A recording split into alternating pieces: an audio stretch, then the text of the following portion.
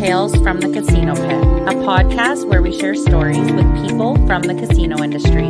Now, here's your cast: John, Mike, Danielle, Michelle, Pippa, and Jay.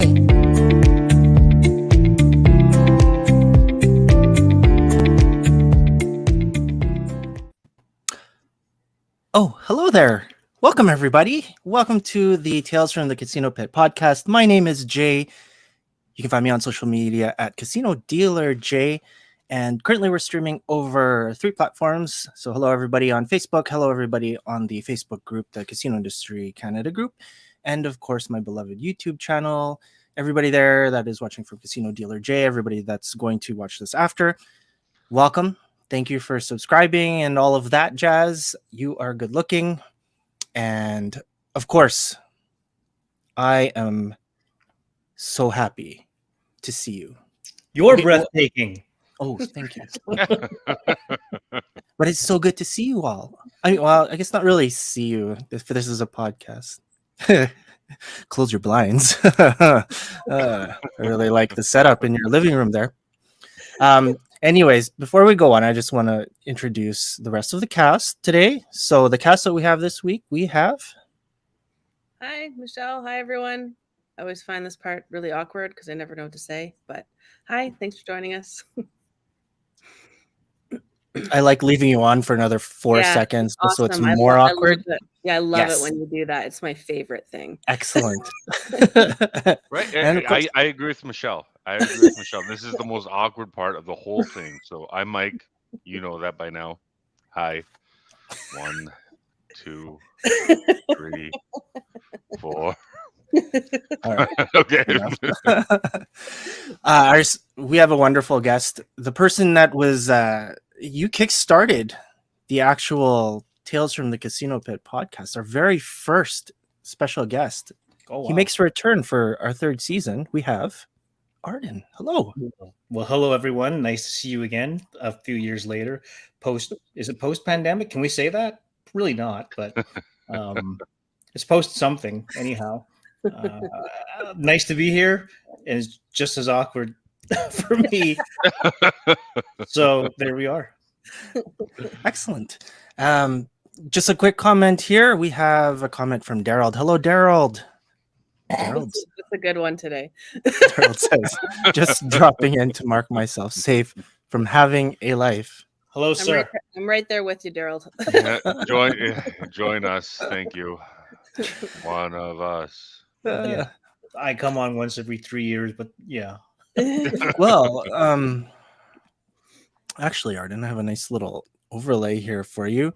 Arden not only was in our first episode, but he's also been a part of the channel. The channel, he's done an On Break With segment. And if you have some time and if you want to watch our very first episode of Tales from the Casino Pit, we also have it streaming. Not streaming, but we have it on the what podcast do we have it on? We have Spotify and on iTunes. So you can actually see our episode there, the very first one, an edited version.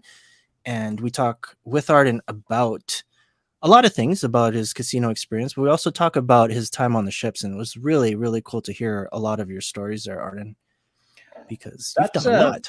That picture of John, it's very white and hairless. That's the first thing that stuck out at me when sorry, John, because you're not here, I'll take the piss. Yeah, lack of facial hair makes a huge difference. Hey, he has like his goatee going on now, right? Yep.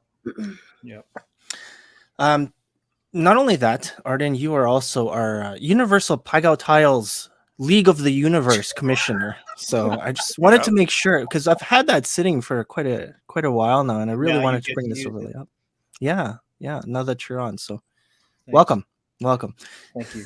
Thanks for using my album cover. The commish. Yeah, that's one you told me to use. So yeah, I know. Thanks for doing that. Anyhow. All right, so we have a lot to we do have a lot to talk about. I'm not gonna, we have an hour show now. It's not a 2-hour show anymore. But for those of you that haven't met Arden, he's somebody that's actually worked with us quite a while ago. Really, really cool really cool cat. I really loved working with you on craps. Ow! I loved working with you on craps just because of how much fun it was with like the stick calls and everything. And so we'll talk a little bit about that. But could you let everybody know, the people that haven't met you yet, the people that haven't watched the previous episodes of you, just a little bit about how you broke into the casino industry and a little bit more about your casino experience and where you've gone, where you've been. Sure. Yeah. So I started way back in '92. And that was when the casinos around Edmonton, there was only a few small casinos and they would shut down every summer because there's only so many licenses that were available. And what would happen would be during the summer, during Klondike Days, which is like a 10-day kind of a festival here, celebrating the Klondike, I guess, hence the name. They would have one massive casino. And that was typically when they would do training for you to come in and learn blackjack. And I decided, I went with about 4 or 5 friends to give it a try, take the casino training, because it seemed better than working in a restaurant at the time. So I was like 19. I think I just dated myself. But yeah, so we did the first day of training. And the next day, I was the only one of my 5 friends who came back. But I kind of liked it. Thought I'd stick with it. Did the training. Then I spent 10 days working in the wheel pits, which, wasn't exactly a great experience because in order to get hired in the regular casinos later, they asked you what experience you had. And the wheel pit, I believe, was Pit 8. Yes, it was Pit 8. I do remember going to, if anybody remembers Jimmy at the ABS. And when I went to apply for a job as a dealer once K-Days was over, he asked me, well, what pit did you work in? I said, Pit 8. And he said, Pit 8. And he gave me that really disgusting look of, you're not good enough to work here at ABS. I realized I might not get a job. But luckily, I went over to the Palace to apply. And for those of you who remember Ellen Van Beek, I went to school with her daughter, Kim.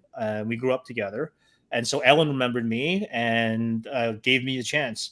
And the rest, as they say, is history. I spent over a decade at the Palace, spent a few years on Princess Cruises. I think in total, I spent maybe 13, 14 years in the industry, going from dealing to supervising, traveling the world, making friends, getting into trouble, losing a lot of money, and basically learning how to live that life. It was a lot of fun. I obviously still have some great friends to this day.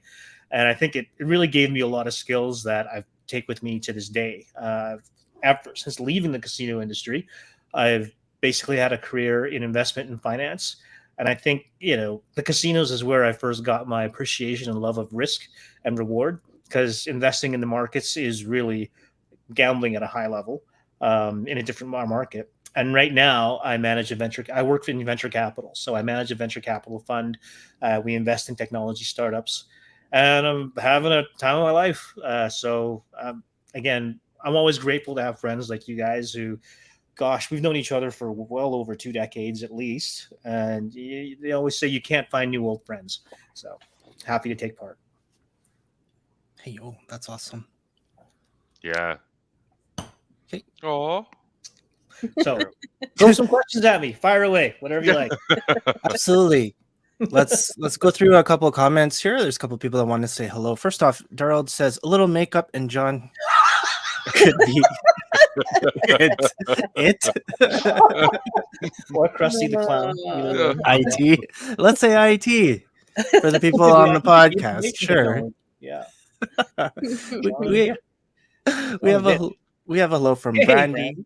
Brandy says, hi, Arden. Brandy, I saw your Facebook post, or what do we call it? A vague book post. I'm very curious as what you're up to. So I'll be watching intently. Mm-hmm. New venture, a new opportunity. That's really exciting. We'll talk about Todd because Todd was on last week. And you said he mentioned my name, and I didn't watch the episode. So was it bad? Well, we'll see. We'll see in a few minutes here when we talk about it. It's important that it was so important that I asked you to be on. So maybe you have to defend yourself. Oh, defend myself. Just kidding.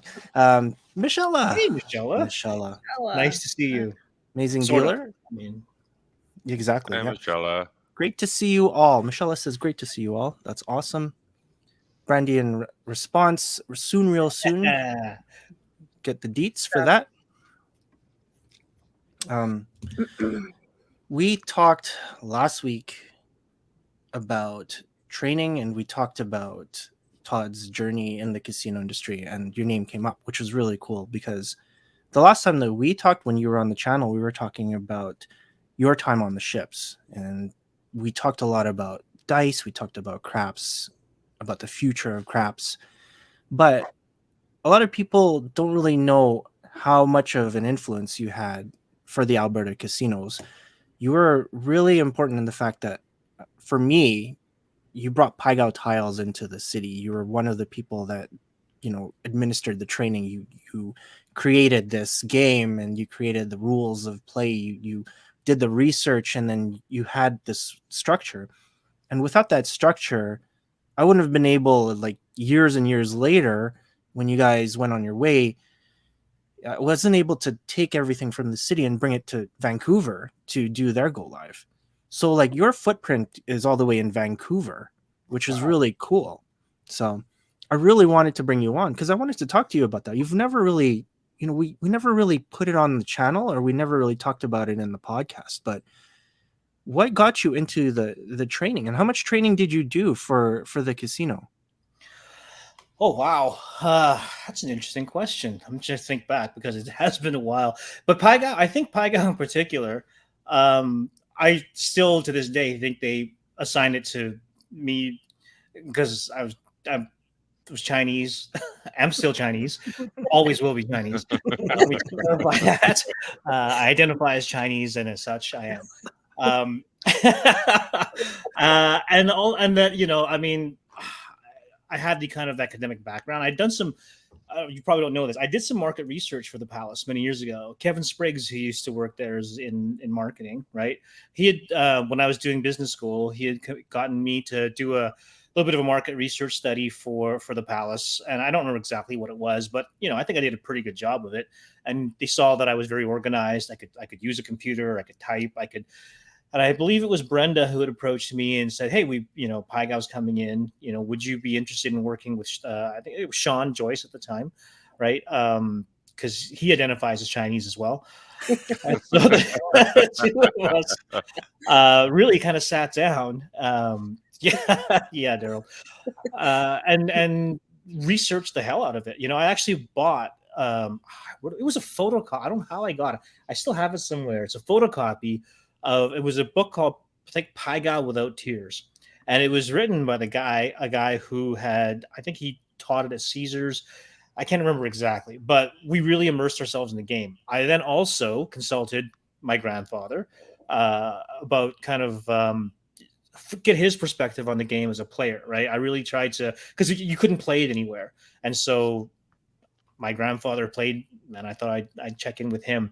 He also taught me he taught me a few new swear words when we were playing the game. So that was interesting. So then Sean and I basically sat down also with Terry Wong, because Terry Wong was at Baccarat at that time by then.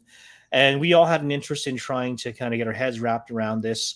And, as we do as gaming nerds, I basically didn't go anywhere without a box of tiles, right? And we spent hours memorizing it, playing it. And then actually our Pygo rules, the house rules, were loosely based on Caesar's rules, and really trying to understand the philosophy of it and why, and what would make sense for us. And then because of my computer skills, I was able to put that into a manual and kind of figure out a way to teach that to people. And I think that's really how it all kind of came about. It was partially because I could actually use a computer and put that together. Could you imagine Toe? Right, Toe Diep is dear old Vietnamese man who we dealt with, and he knew that game. We always used to joke that he would be playing it in the rice fields during the Vietnam War, which isn't too far off. He might not train you on the game, but he'll discipline the crap out of you. Yeah.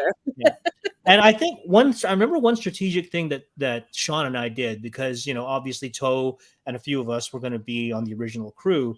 I knew that because of Toe's knowledge, I had to get him involved. I had to engage him and ask him, does this make sense? And he actually helped me adjust some of the rules and say, this makes sense, or this is not what you would do here, or the players would look at that as a really stupid rule. And once we had Todds buy-in, then it was a lot easier to have him enforce those rules as well. And the players knew that. So the players really gave a lot of respect to our rules because they knew that Todds was involved somewhat in the making of those rules. So yeah, I mean, I appreciate being given the credit for it, but I think it was partially luck, being in the right place at the right time and having the right complexion, quite frankly, or speaking the right language, having the computer skills, but also knowing all the resources to tap into. I wasn't a Pygo expert by any means, but I knew who to consult and how to put it together and make sense, and then scale that up in training for others. That's pretty much, that's the story of Pygo. When did that come in? Did you mention that? When did Pygo come in? I wish I could tell you, but my memory only goes back about 5 years nowadays. Just a year or two before COVID. That's about as far as my memory goes. Yeah, right. When did you remember when you started at Palace? Do you remember? Did you start at Palace in 92? I started in 92, but Pygo must have come in around 90. I want to say 97, 96. Yeah, there you go, Daryl. I started in 97. It was before I started, so it makes sense. Yeah, because it was not too long after Joe and Tony and that, Michelle, I believe, your whole cohort, those that you all came in around the mid 90s, and so that was kind of like the second wave of dealers after me and Sean and Toe were worked to death in the corner, breathing in all the Marlboro smoke from all the old guys coming into play. So yeah. That's really cool. Yeah, I think I was probably like the third wave because the names that you mentioned, they were the ones that were looking over me. What I remember about Tiles was absolutely working day shift and Toe was there. Man, that guy would hit you so hard just to tell a joke. Right? Like, hey, and he would like punch you so hard. And you know, for those of you that don't know, like when we had our Pygo table up there in High Limit, we were sitting beside the dealer. If we were watching 20 minutes, it was 20 minutes deal, 20 minutes beside the dealer, 20 minutes on break. So Toe would just deck me with his right just to like say a joke, and he'd be so loud too. And Toe's like 4'7" on a good day. Right. Heels. But he packs a punch. You're right. Yeah. Yeah. That was really cool, the way that game kind of progressed and how it got set up. Do you remember if that was in Calgary first or was it in Edmonton? Because when we went to Calgary the first time, as dealers, we ended up taking the drive down to Calgary. We went to play Tiles. It was such a different animal in Calgary than it was in Edmonton. Oh, it was hardcore, and that's mostly, I think, due to the gangster element, unofficially. But I think they had it in a bit before us, because I'm trying to remember. I do believe Sean and I had gone down to Calgary to do a little bit of research, as you say. And as we know, in casino gaming, research can get expensive because you put up money at tuition. Right. And I remember noting a few of the things that they were doing there that I thought, that's interesting. We might want to incorporate that into our game, or that's something we would never do. Or, they're definitely, not following the AGLC guidelines on this or that. And so, but we got a sense of how the game was actually played and run.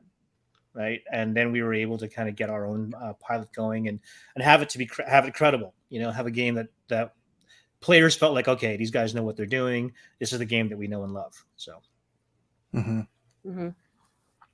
that's as also, if anybody remembers from that first episode, which I only expect Daryl to, Tony had asked me if it was true I was the loudest Pygo stacker dealer in the province. And I actually picked that habit up from a dealer in Calgary who I saw doing that. I thought it was really cool because it was very rhythmic the way he did it. And so I kind of copied that off him. So I was not the original at that. No, that's too bad. That carried over to craps for you, if I remember correctly. Make a lot of noise, and maybe it's just short man syndrome. I have to try to stand up, whatever it is. But hey, we all gotta have our own thing. No, exactly. I remember. I just the loud noise, but smooth as silk, loud. Just really loud. Like you knew I was dealing. you knew I was on the table, you know.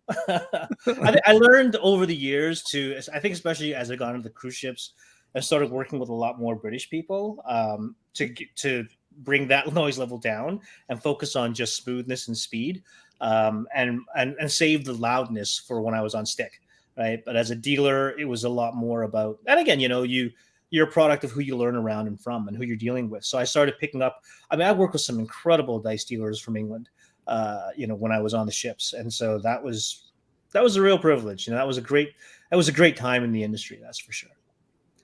I remember really wanting to learn Pygo and then just being really intimidated dealing it. Just there's like, it's not, you know, when you think about craps and roulette and like the brain power required and technique and the combination of those things, there's a little bit less of that in Pygo, but there's such an artistic element to that game and watching people deal. And I got to deal with a lot of really great dealers. Like you already mentioned some of them, but then Simon, Joe, Kwan, all really good dealers, you know, and it was fun to deal with those guys. And I always felt a lot more comfortable with those, you know, those guys who are really good. Well, those guys developed moves that were like, you know, like the snapping of the tiles up or how you like shuffle them in. And like, I mean, I learned a lot from all of them as well, right? That was the fun part about it. It was the showmanship. Not all pit bosses and managers appreciated that, but I think the players did. But I think the intimidating thing about the game too, especially for me, was it's a game where if you don't know what you're doing, the players will eat you alive. Oh yeah, they will take advantage of you and they will not let you forget it. Because it's a game that they feel very much is ingrained in their culture. This is their game. And if you come in and you're kind of not sure, they will pounce on that. So that was the thing for me too. Like I didn't want to be disrespectful, right? Like this is a game I didn't know. Like I learned in the casino, and obviously I'm not Chinese, you know. So wanting to come in and learn it and you know be a part of it, but also not wanting to disrespect anything, right? So I will never forget the very first hand that we dealt. I don't know what the hand was, but Sean Joyce was dealing, and I was watching, right? Because again, for those of you who didn't know, when Pygo first came in, we had to have 2 dealers on the table for security, or you know, and also because there was no pit boss, right? And because there was no pit boss, they had to have 2 dealers there. So I'm watching. Sean's dealing. Very first hand that comes out, he turns over the tiles and he looks at me and he's like. And I look at him and I'm like, and then it took us a second and then we figured out the hand. But it was just this moment where the two of us completely blanked. They didn't know. And I think that the players were so busy, you know, focused on the tiles. They didn't realize that we had a moment where we didn't know what the fuck we were doing. Do you remember if it was like an exception or a weird hand, or it was just like there was a lot. I remember there was a long 3 rule involved, right? And so we were kind of like, right. We wrote these rules. Right? But it's just that nervousness, and I'll never forget the look on his face because I mean, Sean's about 7 feet taller than I am, and he just looks down at me and he gives me this panic look, and I had to, I panicked, and then I had to try not to laugh, just at the moment itself. So that was fun. That was fun. I mean, what other job can you do that in and still, and still stay employed? Oh yeah, right. And I go back to learning Pygo too, and one of your students, Stephanie, was my teacher, and a great teacher she was. But I remember thinking that this is about as hard or harder than craps to learn. Okay, so it's not like anything else in the casino, right? Craps is math, it's hand movements, I get it, right? And everything like that. You got to pay attention to a lot of stuff. But Pygo is not like anything else in the casino. It's different in almost every way, and it's different, a different culture on the table, right? You have, when I was dealing, I was probably the only English speaking person there most times, right? So it's a little nerve-wracking, right? And when you got to know it, I loved Pygo. Yeah, I love Pygo. I think you make a good point there in that it's if you don't understand Cantonese, it's pure memorization, and none of those words make any sense to you. If you understand Cantonese, then it makes sense, and that helps you to remember because a lot of the names of the tiles are like they represent, an axe head or table legs or whatever. So it's easier to memorize. But yeah, it'd be like if I was learning some game and all the names were in Russian for all the hands, right? Like that would be there's no context. So that is a bit that is a bit daunting for sure. I remember learning a lot of those. Like, I think I pretty vividly remember talking to Joe about that stuff and wanting to learn all the different. I wouldn't remember them all now. I'd probably remember some of them, but it's also the reason I learned to count in Cantonese was because I learned that game, and so I can still do it a little bit, and swear. I also learned how to swear in Cantonese because of that. Counting and swearing, hand in hand. Counting and swearing. I remember the table being in this corner with no ventilation, and you'd walk in on like I'd come in for night shift, and you see there's a light, and there's just this big plume of wall of smoke. Yep. All the old guys with their Marlboros just like puffing it right at you. I am really surprised. That should have been a workplace hazard, I think. But yeah, there was no circulation. You just see the smoke, and you kind of like try to guess who was dealing, but you couldn't really see right through that wall of Marlboro. So that was an interesting place to put the table. The haze of smoke and glasses of milk on the table. That was that was it. Yep. Funny you should mention that, because in my hand, this is going to be weird. Don't ask me why I have it. Oh my god! Oh my god, that's amazing. Where do you get these things? Oh my god! You have a store that we don't know about. You always have these like nostalgic. I think it was just a klepto. No, this is things. That can't be the original, because it would have been caked in smoke. Yeah, no, this is what happened was this one broke, so I rewired it when I was 19, because I'm like, can I have it? And they're like, I guess so. But I've had it for 20 years, and this thing's awesome. Well, I don't have batteries in it now, but this thing is so cool because that's amazing. That's for those history. Yeah, exactly. For those of you that were there at the Palace, if ever you've played or if you've worked, the ashtray would actually just go up here, and then it would blow the smoke in our faces because they'd be pointing it towards us. But it was still this thing was really cool. It was strong and amazing.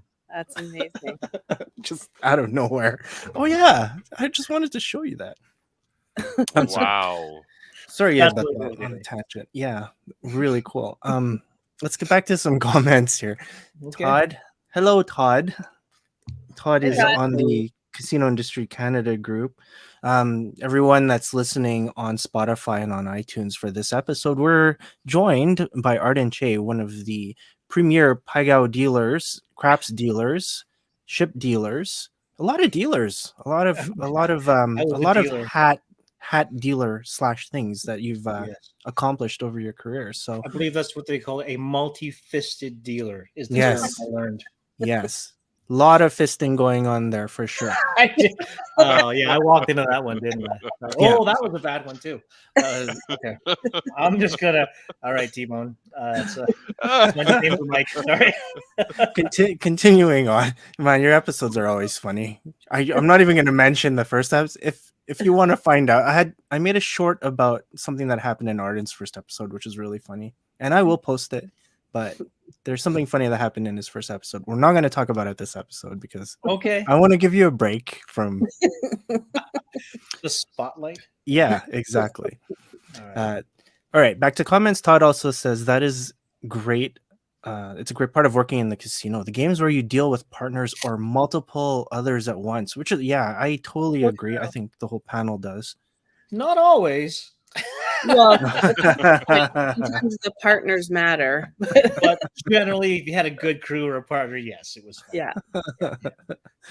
We have a comment from Joe. Hello, Joe. Do you know Joe? Joe Chen. Did you just say, do you know Joe? Joe. Okay. Do you know Joe? Actually, I have a story I wanted to tell that, I'm glad, Joe, you're here for it. And I don't know if I ever had a chance to apologize to Joe for this, but it was in the early days of training. And I was really a stickler for the rules because, of course, the game, had been given to me. My name was on it. Management was watching. And I was kind of a stickler for procedure. And I can't. It was something like Joe was doing something. I can't remember what it was. It was something we're not supposed to do, like in a way that we shuffle the tiles or whatever, this and that. And somehow in my head, I thought, well, if I just smack him in the head every time he does this, he'll learn not to do it. And I look back, I'm like, what a dick I was. That was completely out of line. Joe, you could probably, have sued me for assault. And I don't know that I ever really got a chance to apologize to you for that, Joe. And for anybody who knows, like Joe and I are still friends. We hang out. He's like a brother to me. He's helped me out with so many things in life, and we still stay in touch. And I just realized after talking about this story, like that happened, and I never got a chance to say sorry about smacking you upside the head every time you made a mistake, Joe.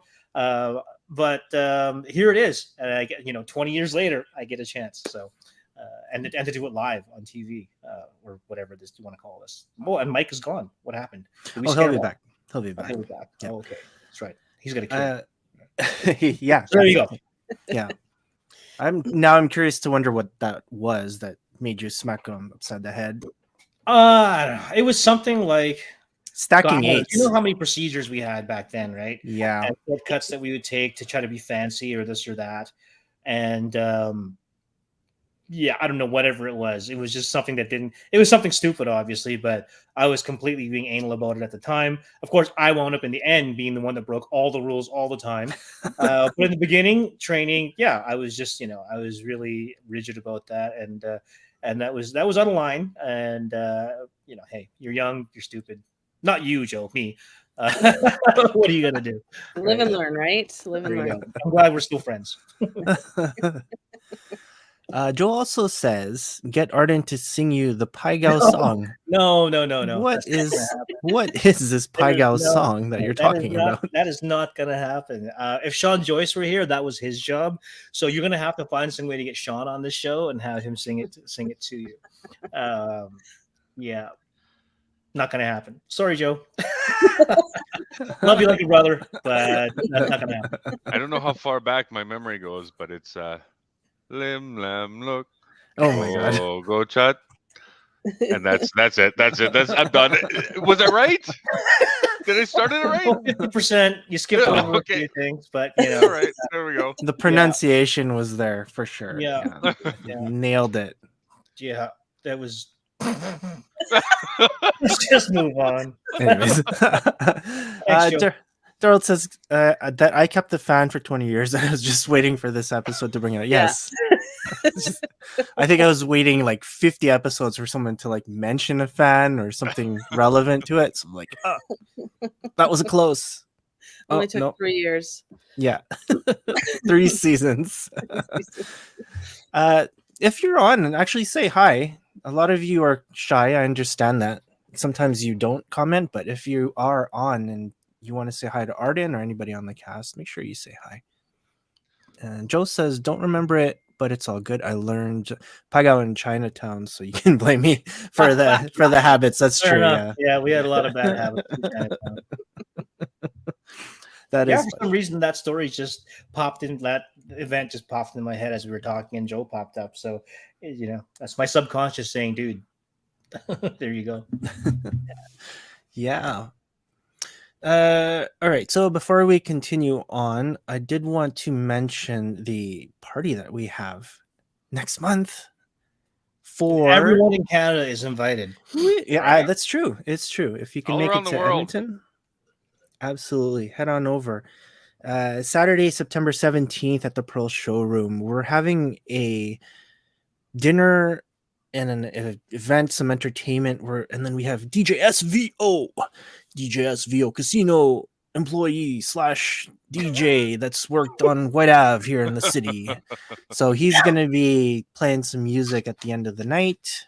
And it's just a good place to network and mingle. I'm hoping that we can get some more vendors.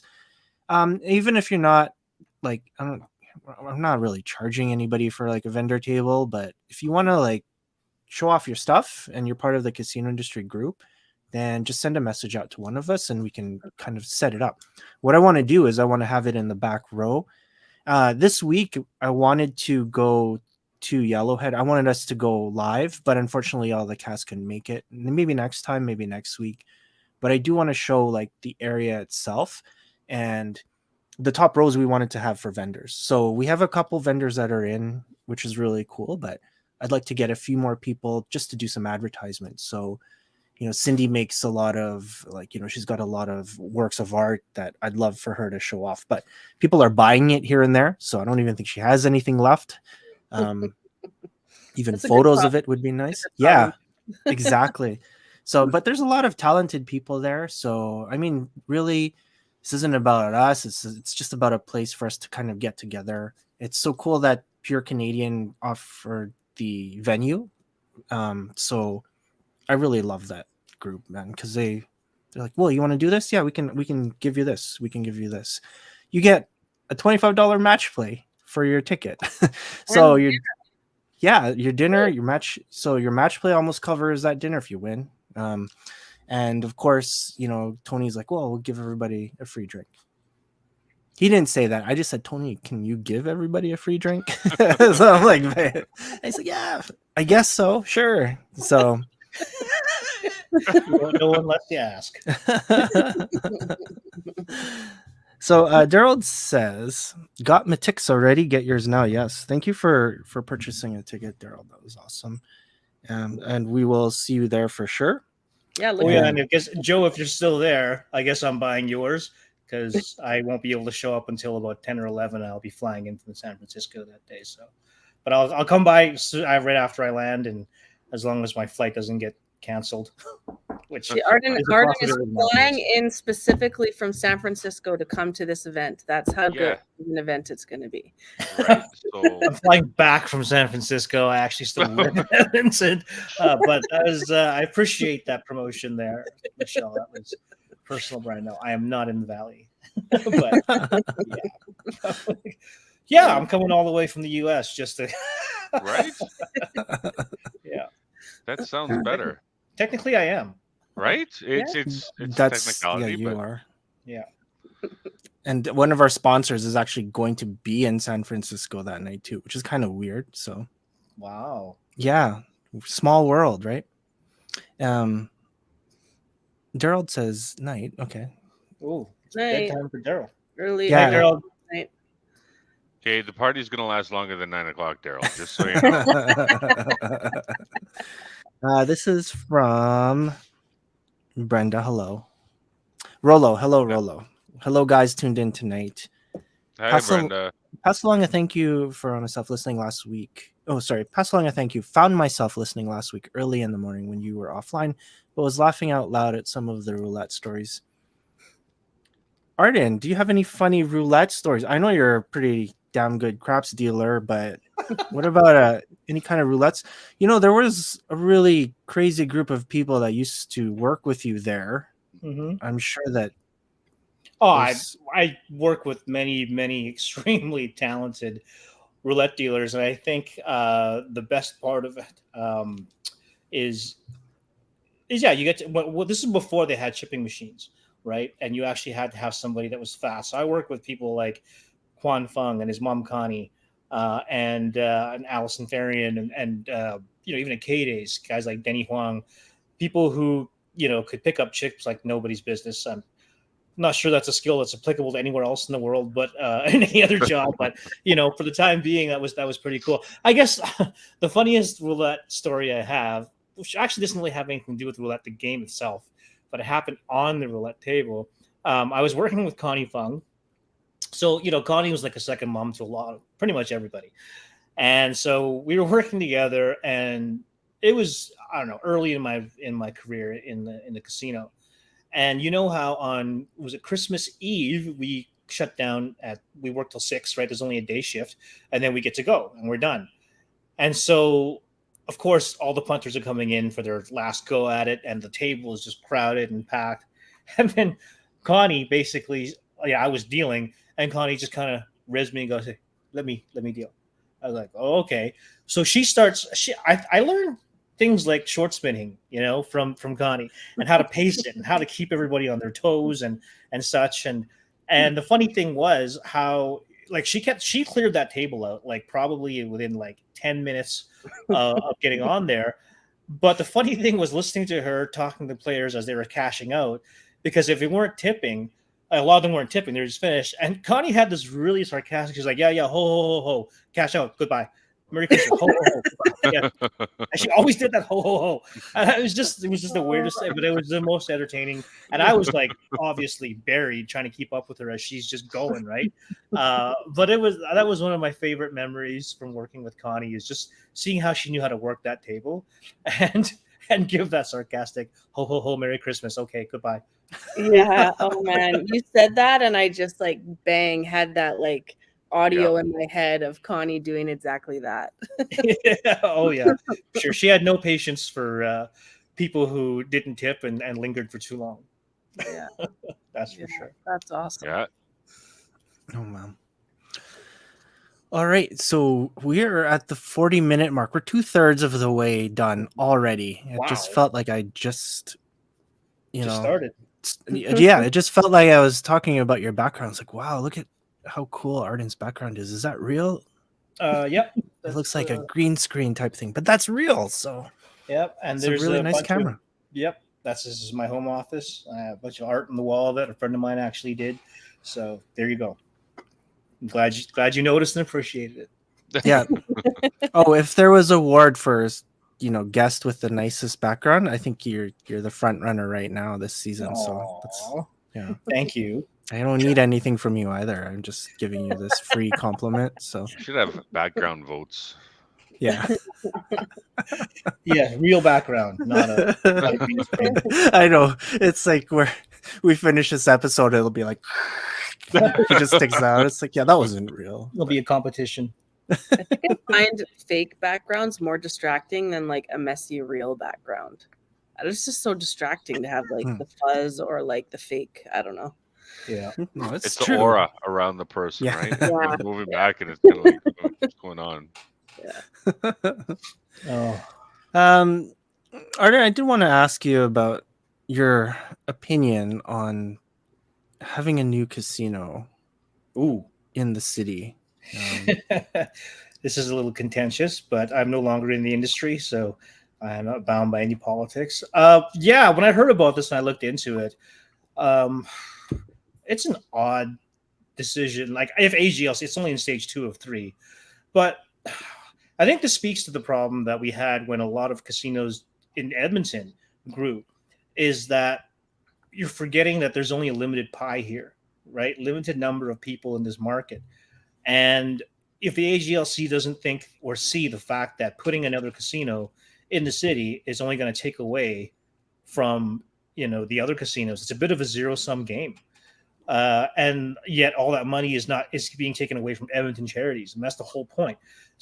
And to my thinking, it's like, well, if the Camrose Casino wanted to go into a more, obviously, I think there's a few different reasons. And I'm, without getting into anything libelous, this is strictly from what I've read in the news. There's reports that the ownership owes, a couple $1 million to the Camrose Agricultural Society, and they haven't been paying, although they've said because of COVID, part of their contract has said they didn't have to.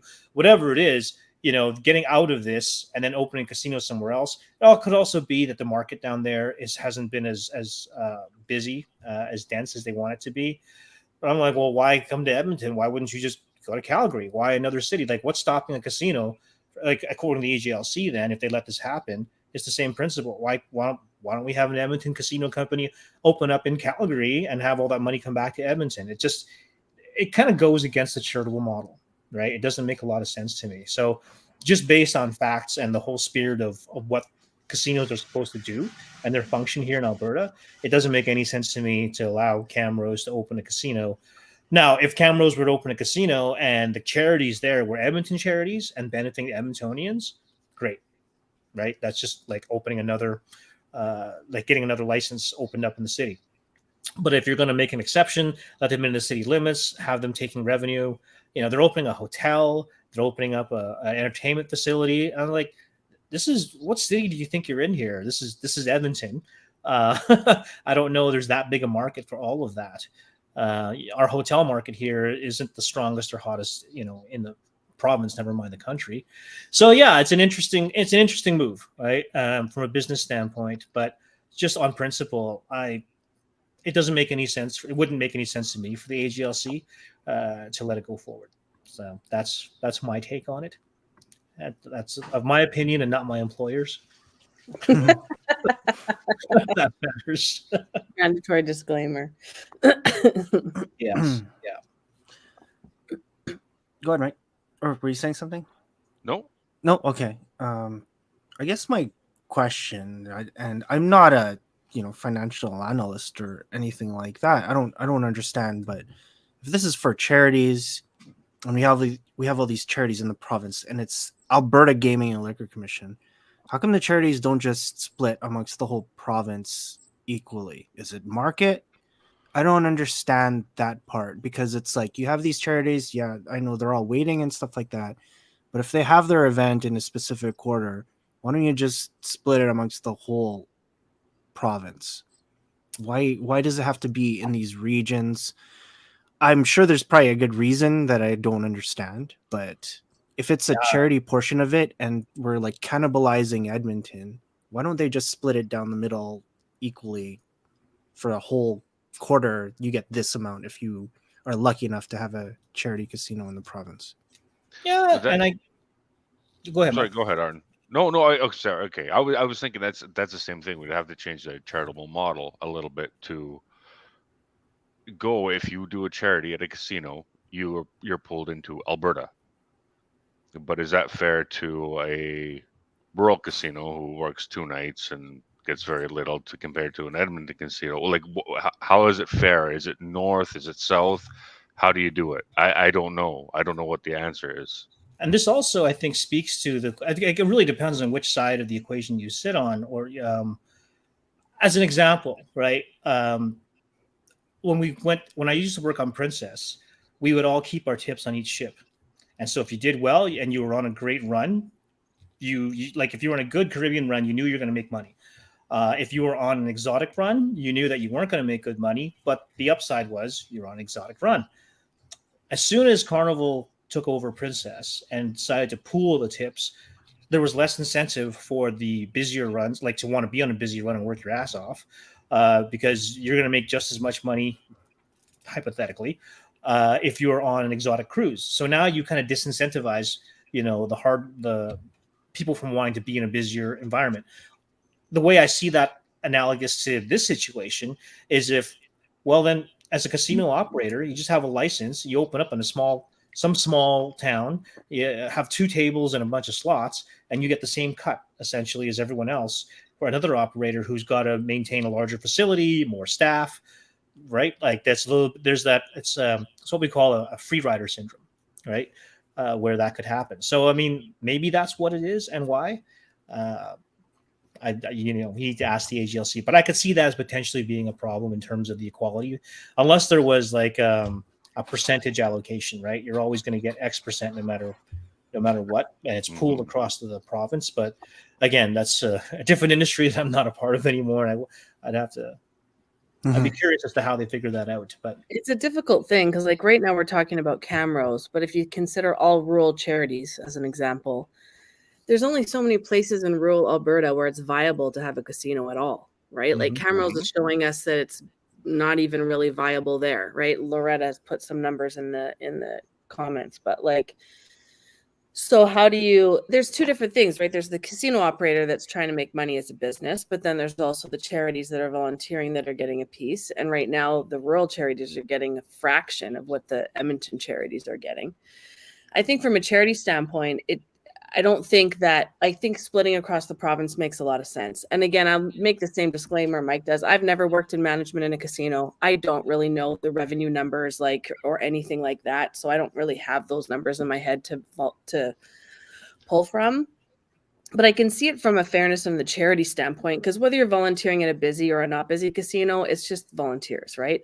But the operator standpoint, that's the tougher part, right? Because you want to have these licenses where they're the most viable, but then how do you get rural charities to volunteer if they're always near centers, right? So then like High Level or those cities that aren't near, those towns that aren't near big cities, that like they're not going to come and volunteer in Edmonton. Like that's crazy.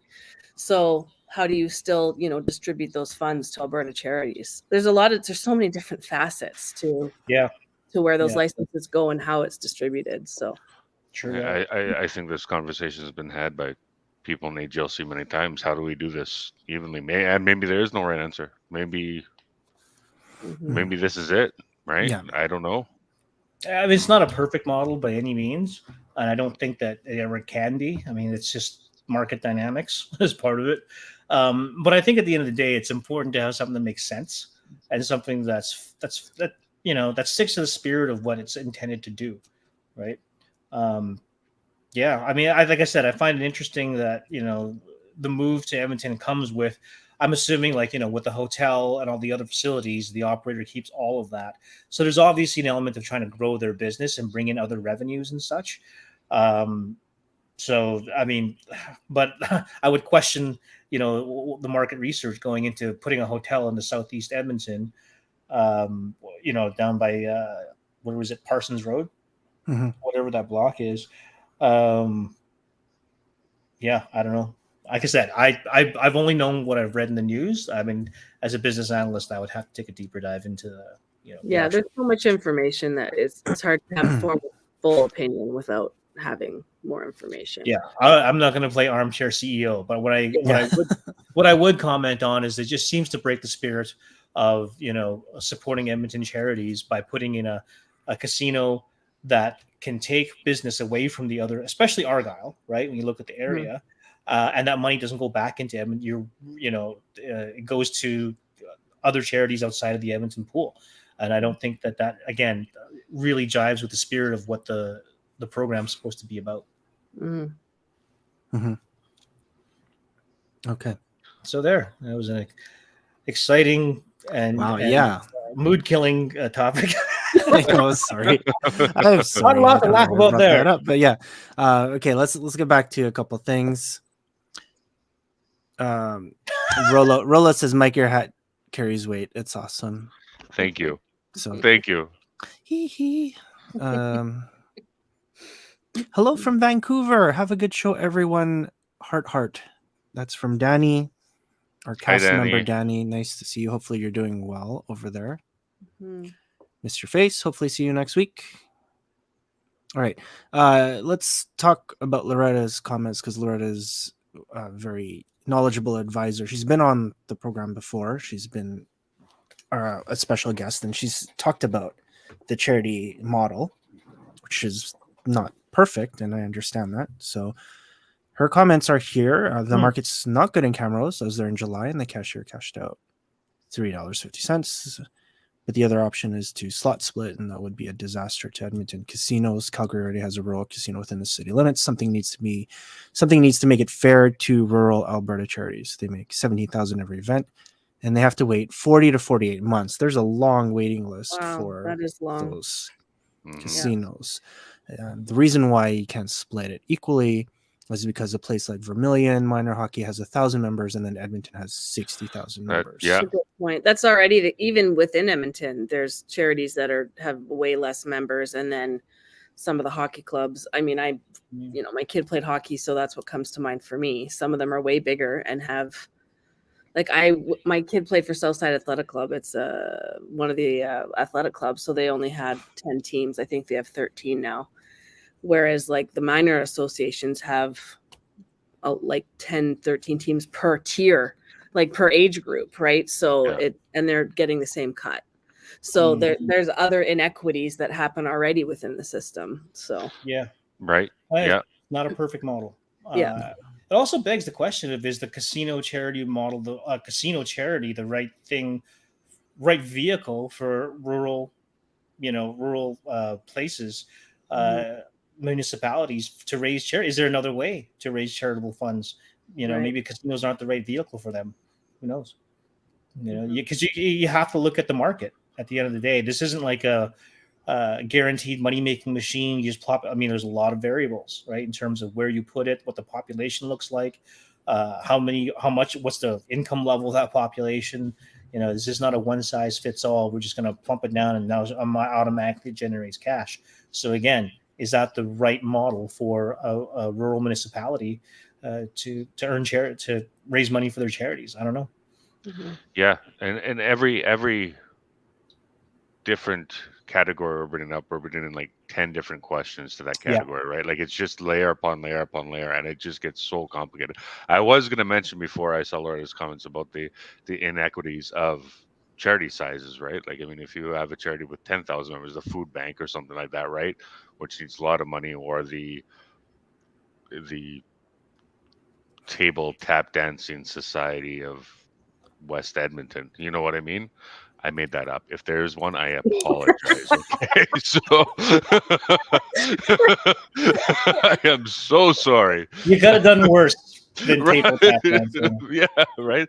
But like, you know what I mean? If you have a 12 members and you pull in 80K from a casino event, like you're laughing, right?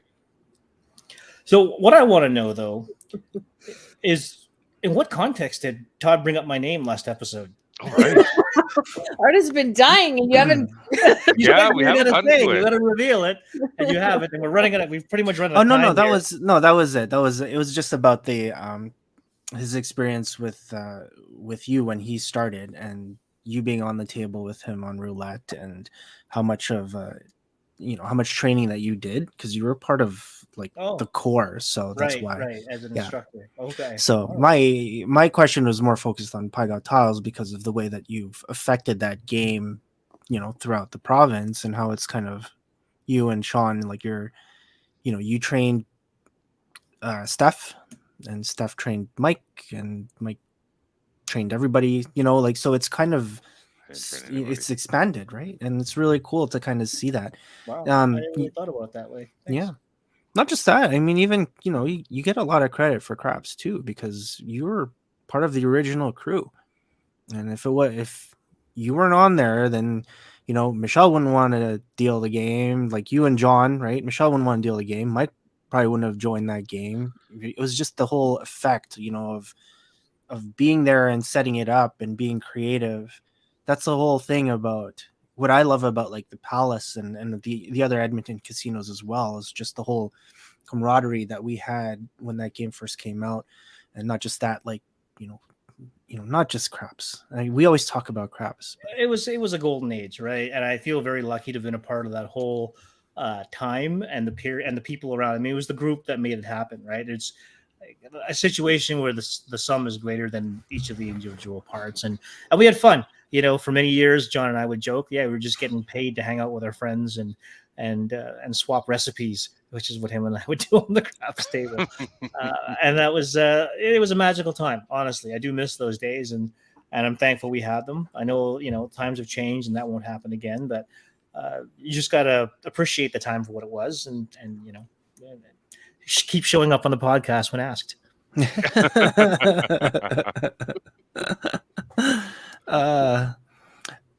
Just some quick comments here. So Brenda says Senior Lawn Bowling Community League, Bagpipe Association. So anybody can become a charity.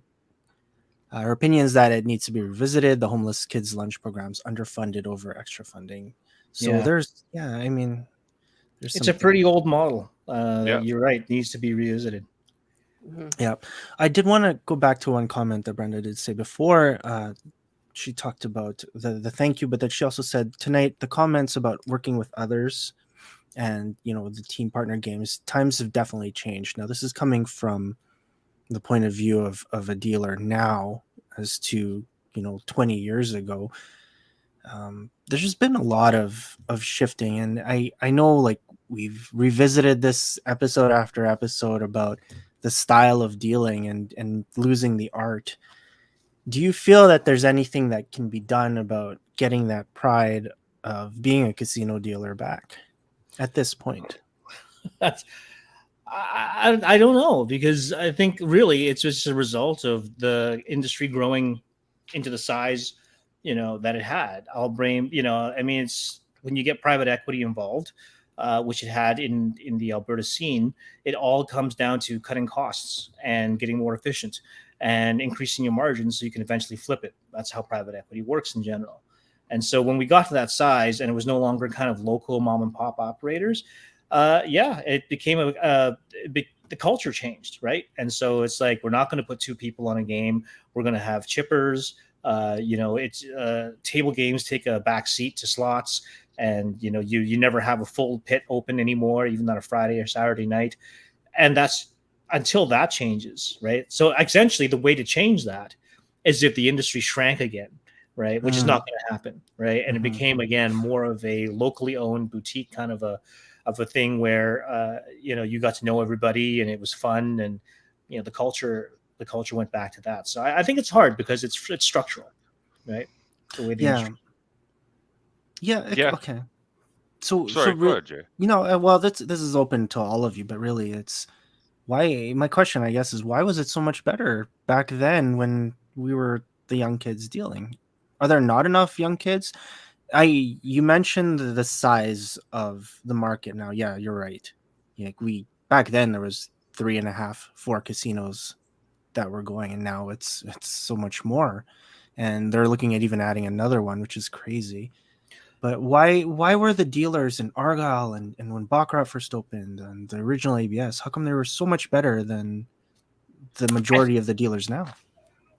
Well, part of it was sorry, Mike, I just really quickly, I mean, that was the best paying job you could get, coming out of high school, and even working your way through university and such. You had two choices: either you worked till 4 a.m. as a bartender, in nightclubs, or you went to casinos and worked until midnight, which we used to do then. I mean, it's changed, and that's part of the change that happened.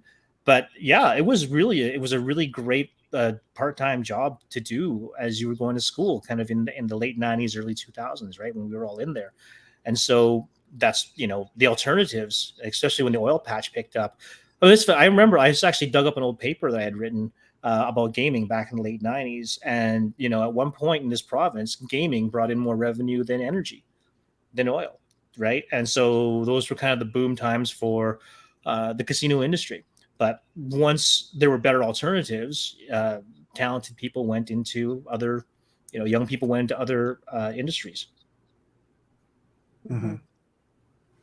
Yeah, I see that. But going to Arden's point too, like when we were, back then, when it was ABS, when it was Palace and everything, when we were the mom and pop casinos, all the tables were open almost all the time at night. I think the training was more invested in. You could have some fun.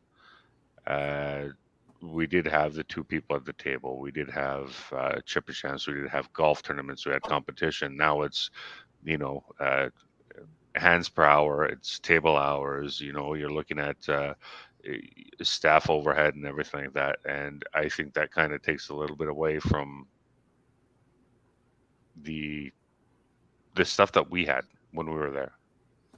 Oh, and I actually was reading this. I can't remember where I read it.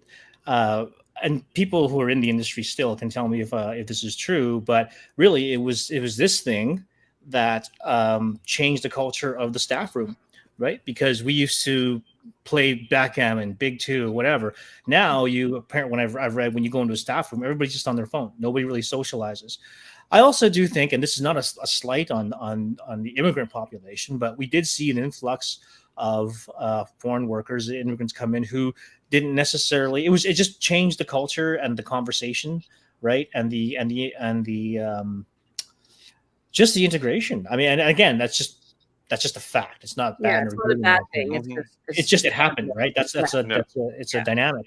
Yeah. And so all these things kind of fed into an erosion of the old culture that we had there. And that happens, things change, people change, times change, and we can't hold on too tightly to nostalgia. Wow, that was really philosophical. It was. Wow. You gotta write that down. I wish we were I wish we were in Japan just sharing tea, like that Jet Li movie where it's just like, why do you fight? So it's I totally. It makes so much sense, right? Like the phone. That is a major shift. Mm-hmm. And the population, like I did notice that because I was training. So then when you look at your training classes, it's like, well, there's a lot of people from mainland China now, right? And for me, like not being Chinese, is just like, is there a major difference between like the mainland and it's like, yes, there is, because they're speaking Mandarin. They're bringing Mandarin into the city, whereas before it was Cantonese. So then you would get a lot of Cantonese speaking, and there was like a better connection like with the English. So then you come down and it's just like, wow, like it was just a big shift. And, you know, the communication and sitting on break, you're absolutely right. Because it was like, can't really, you know, converse as much. So there's a major shift there. And now you're right. Nobody talks at all because, like, yeah, you're just sitting on phones. And I mean, like, I guess part of it is COVID too, right? Because you're not really sitting beside the person either, right? Yeah. Because of everything that's happened over the last few years. So that didn't really help on top of that. So there's a whole laundry list of factors Yeah. that have gone into the change in culture, and it happens. You know, change happens. Yeah. So quick comment here before we wrap up. Brenda says, this is a big topic. Work ethic has changed with society. It's sad we're now living in a time of entitlement. New people aren't trained properly. And after they get a game, they no longer take to mentoring. So, you know, it's just how you feel about dealing. I think the perspective has changed a little bit there. Michelle says, I feel like we're entertainers, very Absolutely. customer service oriented. Yeah, Absolutely. definitely. I used to love that. And I do remember the competitiveness we had between different casinos because we all knew each other. But I think when we used to have the one casino at Cape, that's where it was born out of, right? We would all get to then work with others, and then you'd have, you know, competitions, and there was that sense of competitiveness. It really has just, you know, it's a job now for people to go in and make a few dollars and then go home, right? It's a different demographic working there. Mm-hmm. You know, and then there's that sense of competition and pride isn't there. And that's, again, another one of the factors. But I think those of us who worked in the cruise ships even, you know, have learned, like all of us knew, you are an entertainer, you know, and you're there to, it's like Disney, right? You're there to put on a show. I mean, even in Vegas, they call it an audition, right? When you go in for an interview. Right? Yeah. That's the mentality. Of course, that changed again with changing demographics and the changing markets and such. But big topic for another time. Mm-hmm. Say, Michelle, I miss you. It's so nice to see you out there. I hope I can catch you sometime when you're in the city. So don't be a stranger. Say hi.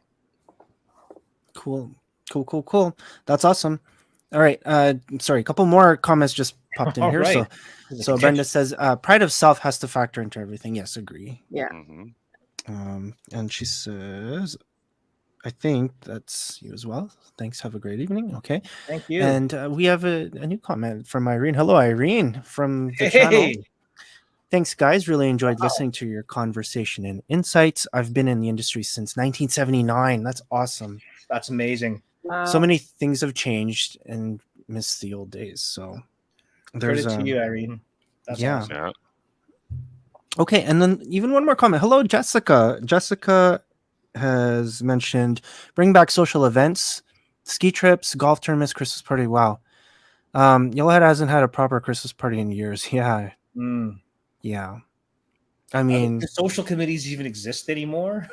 Right. Yeah, that's one of those things too. Didn't we used to like put a percentage of our tips into the social committee? Yeah. And then we actually had a budget, and anyhow, that's well, this is We what had Christmas parties. We had the golf tournaments. We had you know, the parties and everything. So that's what made us closer as a group too, right? Yeah. Are there any golf tournaments or golf courses left that we're allowed to play? That might play a factor in too. Okay, so you got a point. Very good point. You have a point.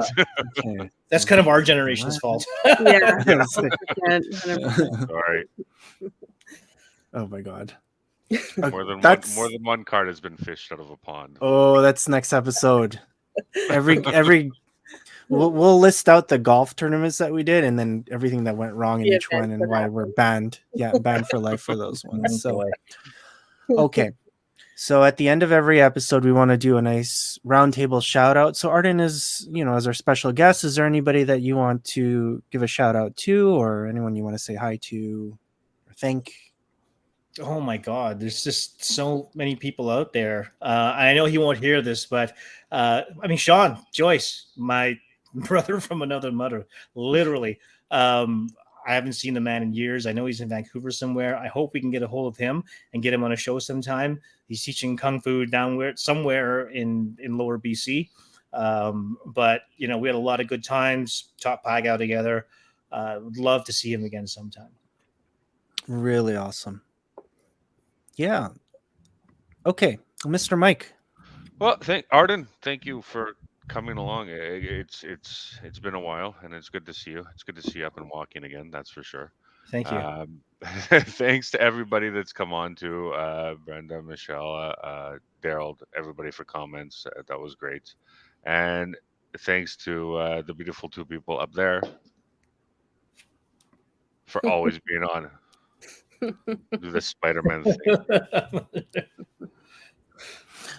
Awesome. Okay. Yeah, Jaylee, you've become a real torch for the industry, and for all the stuff that you've done. And I was saying earlier on in the pre-show, the man is an AV and technical hacker extraordinaire. The man knows how to put technology together like nobody's business. Not true. I am determined to find you a career in tech at some point. But thanks for all that you do, Jay. You really kind of help keep this community and all of us together. You've always been kind of the hub, right? From your roadie poker tournaments to your watch parties, anything like that. So seriously, thanks, man. You do a lot for this for our community, our friends. And I feel really tied to everybody still a lot because of you. So thanks for that. We need to bring back, or we need to post some of those roadie poker tournament stats. We need to have a roadie poker tournament. That's what we got to do. That's right. Oh, we got to have one too. Yes, like we real do have life. one. Okay, Michelle. All of that. Yeah, you know what? It was such a great conversation tonight, and so many new names and like a variety of people commenting. So shout out to everyone that was commenting tonight. It was great to have all that to bounce off of. So it was awesome. Yeah, and well, I mean, you guys are. It's always fun to be on the channel with you. And thank you.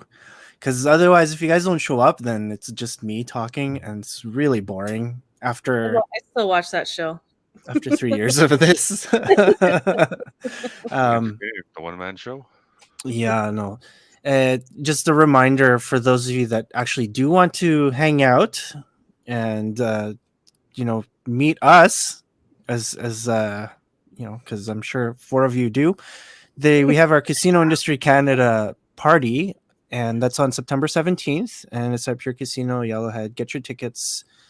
I will put out the link on the Casino Industry Canada group, or just send us a message, and we will give you the link. It's a private link, trying to keep the crazy people out.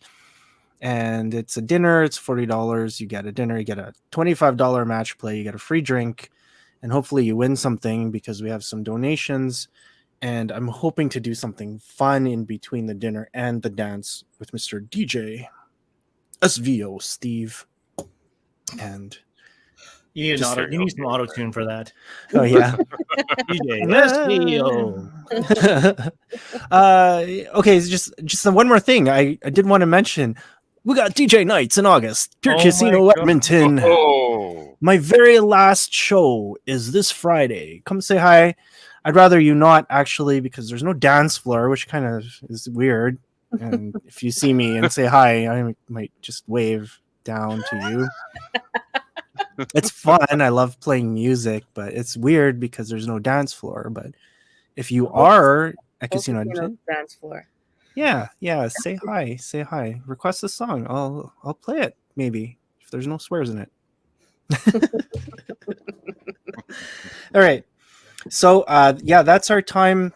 Sorry, my shout outs are to all of you. Thank you for joining me, of course. And, you guys are the lifeline here. It's not about me. It's having, I could be the steering wheel, but you're the tires. And if we don't have enough tires, we're not going anywhere in life, right? So this podcast is run on you. Very philosophical podcast. Like, I mean, there's some epic quotes on this one, okay? Yeah. I probably forgot what I just said like a minute ago, but sure. We're tires, I guess. That's what Mike got. I'm a tire. We're vulcanized, I guess. Okay. All right. Fair. Well, again, thanks for having me, and hopefully I won't be 2 seasons before I come back as a guest, but always happy to come on if I can. Awesome. Oh, awesome. Okay. Both of you stay on because you guys always just jump off at the end of this episode and we just keep talking and we don't know what happened to you guys because you think it's done, but we talk after the show too. All right. For everybody watching, enjoy the rest of your Wednesday or whatever day it is that you're listening to us. on iTunes and Spotify. So take care. Good night, everyone. Good night. Oh, this is awkward. Okay, good night. No, Bye.